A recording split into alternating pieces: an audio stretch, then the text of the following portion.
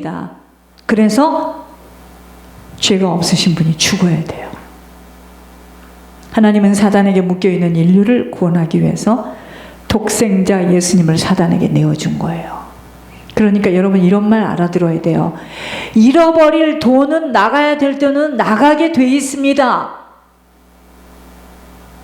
내가 그때 그 사기꾼 여자를 만나서 나간 것이 아니라 나가야만 되니 돈을 나가야 되고 망해야 되기 때문에 하나님이 그를 그쪽으로 인도해가지고 내 안에 그 원인이 있기 때문에 사기꾼을 만나게 하는 거예요. 사기꾼도 아니야. 자기하고 영이 똑같아. 그래서 만나는 거예요.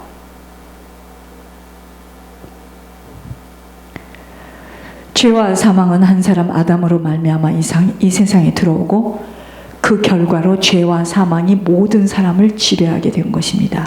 하나님께서는 일정 기간 동안 인생들에게 땅을 주신 것이지 영원히 땅을 주신 것이 아니에요.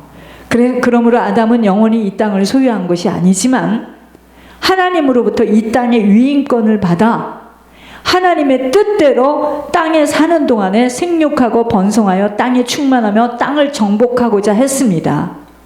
아담에게 잠시 일임한 거죠. 영원하게 하나님이 우리에게 영원한 땅이 아니에요. 그런데 아담과 하와가 범죄를 하여 타락하게 되었고 이 땅의 위임권을 마귀에게 넘겨주고 만 것입니다.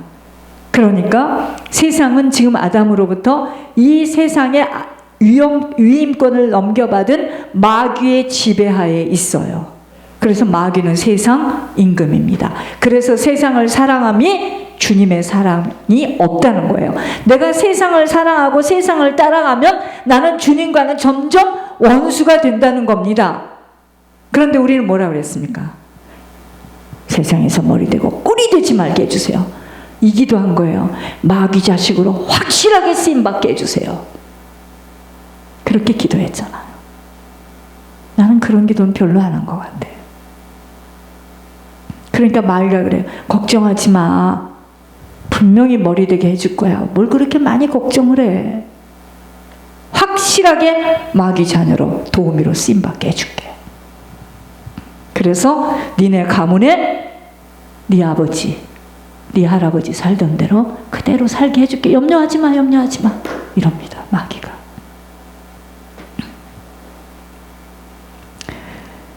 땅의 유임 기간이 차게 되면 예수님이 재림하셔서 땅을 통치하실 것입니다. 자, 본문을 보겠습니다. 룻과 나오미의 가정에 은혜와 축복의 서광은 보아스와의 만남이에요. 이 세상에서는 누구를 만나는가가 인생의 모든 것을 결정짓는다 하여도 과언이 아닐 정도로 만남이 모든 것을 결정짓게 됩니다. 보아스가 기업 물을 자라는 것은 룻과 나오미에게는 축복의 동이 트고 있음을 암시합니다. 저도 그동안에 많은 어려운 목회자, 말도 아닌 길을 왔던 것은 결국 내가 지금 하늘의 계시의 영을 받은 이분과의 만남을 갖기 위해서 하나님이 그 과정 그렇게 섞이지 않도록 보호하시는데 내치시고 나를 보호하시고 기가 막힌 방법이었습니다. 나오미는요, 기업 물을 자의 역할이 무엇인 줄 알고 있는 듯 합니다. 성경을 자세히 보면. 그럼 나오미와 룻에게 기업 물을 자가 필요했던 이유가 뭐예요? 나오미와 룻은 먹을 양식이 필요했던 자들로 먹고 살 것이 없었어요. 망하고 왔으니까. 이삭 줍기라는 성경적인 제도를 통하여 겨우 생존의 위기를 면하고 있었습니다. 굶어 죽을 염려는 사라지게 된 것이에요. 보아스라는 이름을 들은 나오미는 기업 물을 자임을 알게 됩니다.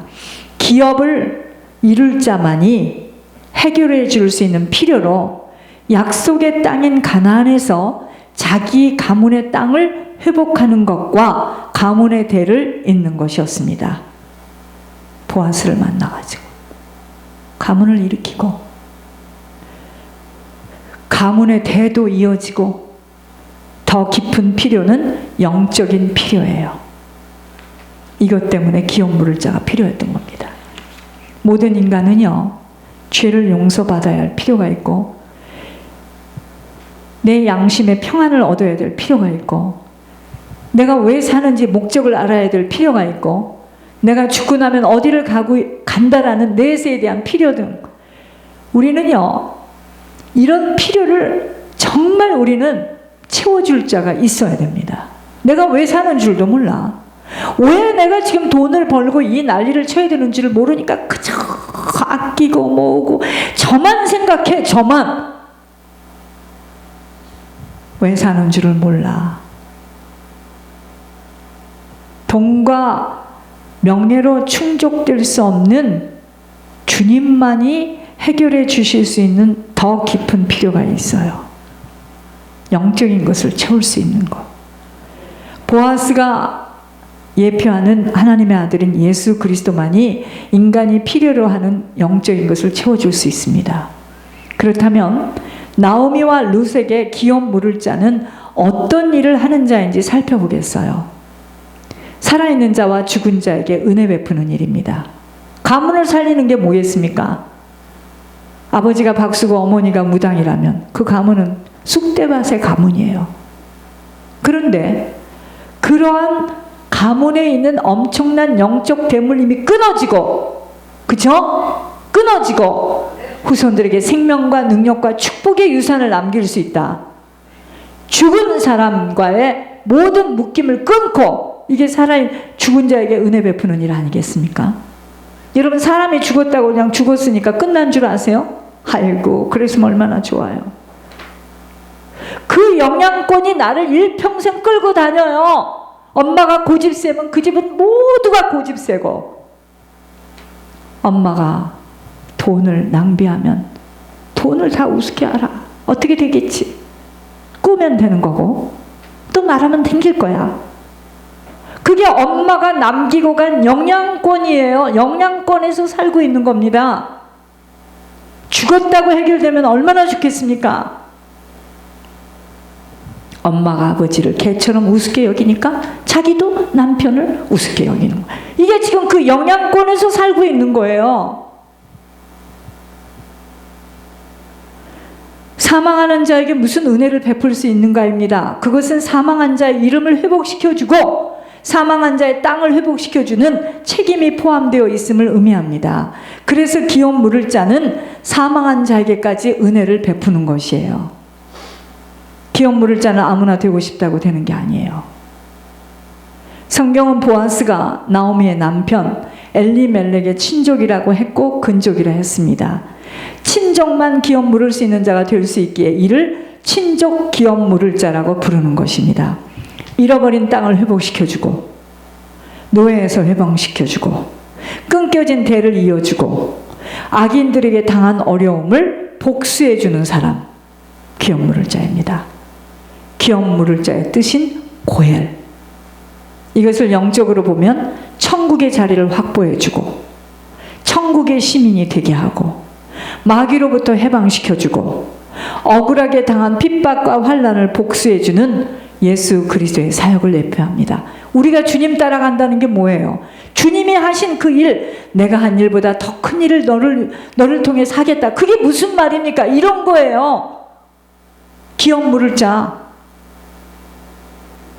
고엘의 사명. 지금 그거 하려는데 나 살고 내 거. 너 왜 어떻게 살지? 힘들면 안 돼. 이 정도 해야 돼. 알뜰하게 해야지. 적골나면 안 돼. 저거 봐. 정신없이 하더니 지금은 없다고 징징거리고 살잖아. 지금 이러는 거예요, 사람들이. 그러니까 주님이 그래? 됐어. 촛대를 옮기는 겁니다. 너는 그만큼. 너는 그만큼만.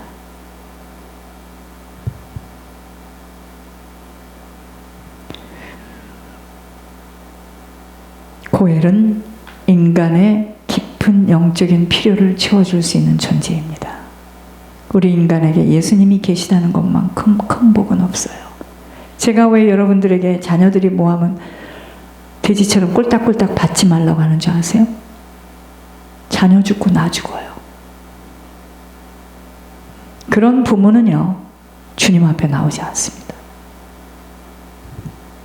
그리고 나중에 원수 돼요. 이를 갑니다. 우리 인간에게 예수님이 계시다는 만큼 큰 축복은 없어요. 어디서 이런 필요를 채울 수 있겠는가입니다. 우리의 깊은 영적 필요는 우리의 고엘 되시는 하나님의 아들 예수 그리스도밖에 없다는 것입니다. 고엘은 신약, 구약, 신약이죠. 신약의 용어로 속량자라고 합니다. 돈을 내고 구원해 주시는 분이라는 뜻이에요. 중보회계자와 너무나 비슷하죠. 우리들은 주님을 따라가기로 작정하며 이 좁은 길을 걷고 있는 분들의 모임입니다. 얼마만큼 우리들이 주님으로 사상과 체질이 변화되어지는가에 따라 기업 물을 자의 대행을 주님을 따라 이룰 수가 있습니다. 중보회계자의 축복으로 섬김의 모델로 살아가는 비밀이에요. 우리의 가문, 친족, 후손들 우리 손에 달려 있어요. 엘리멜렉의 친족인 보아스로 인하여 나오미와 룻의 인생은 활짝 펴지는 인생으로 예수님의 족보에까지 오르게 됩니다. 보아스가 룻에게서 누구를 낳죠? 이세 아베지 오벳을 낳습니다. 이세는 누구예요? 다윗의 아버지. 다윗의 혈통에서 누가 와요? 예수 그리스도. 룻은 대박 났죠. 이 한 주간 내가 살아가야 할 이유를 분명하고도 정확하게 뚜렷이 가슴에 새겨줘야 합니다. 이미 엎질러진 과거의 것들을 연연해 한다면 어리석어요. 어쩌란 말이에요. 이미 지나간 건데. 내가 다시 조그만 어린아이가 돼서 뱃속으로 들어갈 수도 없고 그런 인생을 살 수밖에 없는 가문의 영향력, 또 내 음란. 그러니까 제가 보니까요, 참 옛 어른들이 한 말이 하나도 안 틀려. 얼굴 빤빤한 사람 치고 사단이 안 건드린 사람이 없어요. 거의 음란합니다. 그래서 똑똑한 남자애들은 얼굴 보지 않아요. 두리뭉실 아주머니같이 생겼고 아무 흠모할 것이 없어요. 얼굴이 조금 빤빤한 사람들은 다 손을 대. 그게 음란이에요. 어쩌겠습니까?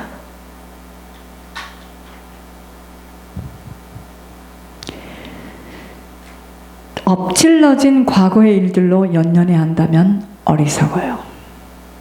사람들은 다 어쩌면 저렇게 생겼나. 속은 똥물이야. 주님 따라가는 신앙생활이 되어진다면 우리들이 보아스와 같이 기업 물을 자로 고엘의 역할을 할 수 있는 각 가정 가문에서의 축복을 누릴 자로 서야 합니다. 영혼을 사랑하는 마음이 없이는 힘들어요. 우리의 힘으로 이룰 수 있는 일들이 아니기에 감당할 수 있는 거예요. 우리 힘으로 한다면 어떡하겠습니까? 위로부터 나리는 공급으로 하게 되어지면 되기에 다른 것에 마음을 빼앗기지 말고 나와 관계된 우리의 근족들을 생각해 볼 수 있어야 합니다. 사돈들까지도 깊게 생각해 보아야 할 것은 후손들과의 연결고리 때문이에요. 이 비밀을 모르면 왜 그래? 그 사돈들한테 뭐 때문에 형제한테 하지. 미련한 곰 같은 생각입니다. 그게 지금 후손들에게 다 나와 그 가문이 지금 만났어요. 내 가문 그 가문. 한순간도 후대를 생각하지 않고 행동한다면 우리와 같이 그들 역시도 똑같이 가물에 대물림 영적 유산 반드시 받아야 하는 고통이 있기에 어떻게든 우리에 대해서 모든 죄의 보응을 치르고 떠난다는 각오로 함부로 생각하며 판단하고 살아가서는 안 됩니다. 한국 가지 말라고 그렇게 말렸던 이유를 알아야 돼요. 지금 갔으면 어떻게 됐습니까? 예물의 유산을 남기고 떠나가지 못하면 흉악의 결박 멍에줄 풀어질 수 없기에 예물의 한을 맺히는 영적 실제에 눈이 열려져야 합니다. 누가 무슨 말을 하든 그것은 상관없어요. 열린 입으로 자기가 말하는 걸 그걸 세금을 내고 말합니까? 내버려 두세요. 세월을 아껴야 함과 지혜와 명철, 총기와 분별력을 가지고 하나님이 주시는 힘이 지속적으로 채워지는 예배에 생을 걸어야 합니다. 예배 속에는 기도도 있고 예물도 있고 영적 대물림, 영적 유산의 깊은 고민과 고뇌 속에 회개 기도와 회개 예물로 우리들 자신들이 자꾸 변화되어지며 돌이켜지는 갱신됨으로 이 시대에 영향을 받는 자가 아닌 영향을 끼치는 자로 서야 합니다. 아버지가 기뻐하지 않는 모든 불순종의 자리에서 일어서야 합니다. 아버지가 기뻐하지 않는 게 뭐겠어요? 근심하고 걱정하고 염려하고 징징거리고 울고 불고 나는 이게 뭐야, 나는 없어, 나는 못해, 나는 그게 지금 징징거리는 것이 뭐죠? 불순종의 자리에 앉아 있는 겁니다. 똥이 한 바가지 있는 그 똥통에 앉아서 지금 나는 어떻게 주님이 그럽니다. 계속 그렇게 있어봐. 그러면 정신들 똑바로 차리시기 바랍니다. 교회 소식 집에 가면 안 읽을 거야. 읽겠습니다. 제 아무리 이 지구 땅에 사는